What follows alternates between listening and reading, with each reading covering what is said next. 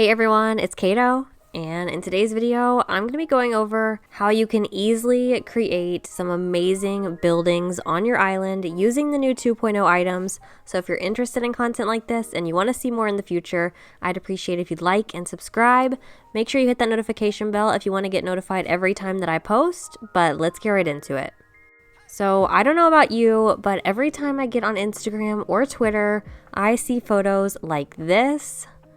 And I am immediately blown away by how stunning it is. So I wanted to take the time and figure out how everyone is creating these amazing buildings with these new items. If you've been around for a while, you know that I've tried in the past to make simple panel buildings and it just doesn't quite work for me. I've always loved seeing them, but creating them myself was never something I was good at. But with these new items, I'm very excited to finally be able to create my own buildings on my island, and it just opens up so many more opportunities.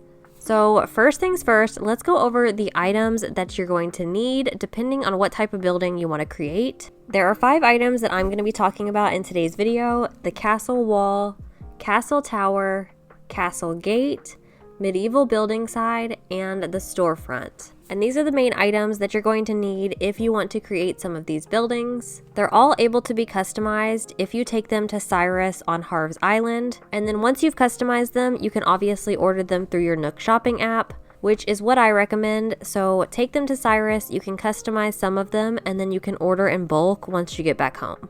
The first building I wanted to create was just a basic castle. This is one of the most popular builds I've seen. And I do just want to say I'm just doing the basics here, just showing you how easily you can create these if you have the right items. And then once you get the basics down, that's when you can start playing around with different heights, adding more depth. You can add so many more items to make this look more interesting. But very quickly, once you put down the castle gate, you put down a few walls, and then you add these towers, almost immediately you can see the building start to take shape. I love that if you wanted to, you could just leave the front of the castle and just have the illusion of a castle being there.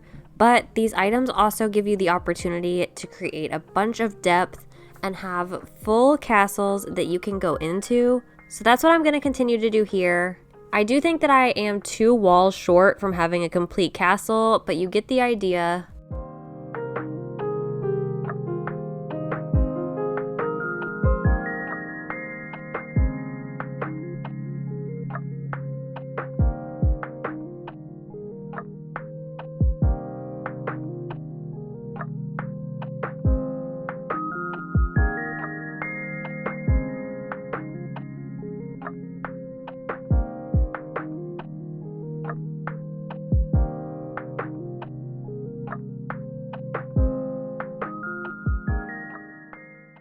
Here is what the finished product looks like. Super easy to do as long as you have these items, and then you can continue to add on to it. You can make it as big or as small as you want to. I cannot get over the fact that we actually have these items now, and it's this easy to create something that we used to make out of silos and simple panels. Next up, I'm going to be using the medieval building sides. And the thing I like about these is there are multiple different ways you can use them. If you want to, you can just have the main level. You can have as many as you want lined up. You can also add terraforming behind it if you want to have a 2-tier building.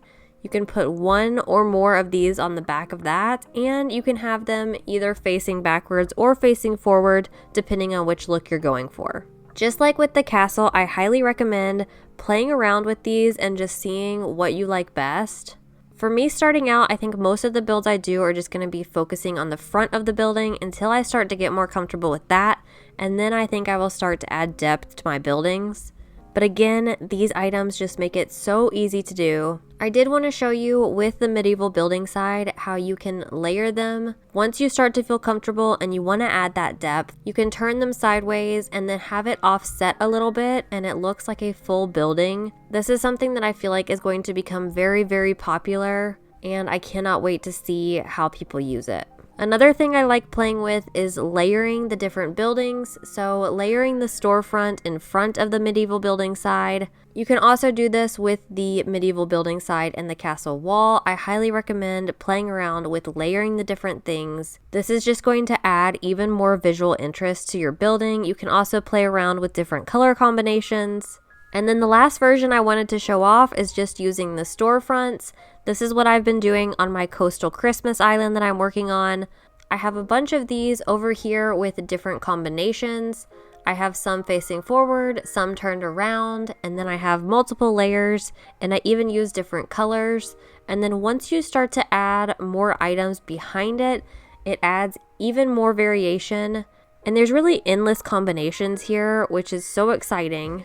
So I hope this little building guide helps. Let me know if you've tried making any buildings on your island or if you intend to. I hope you enjoyed the video. If you did, I'd appreciate if you'd like and subscribe, and I'll see you in the next one.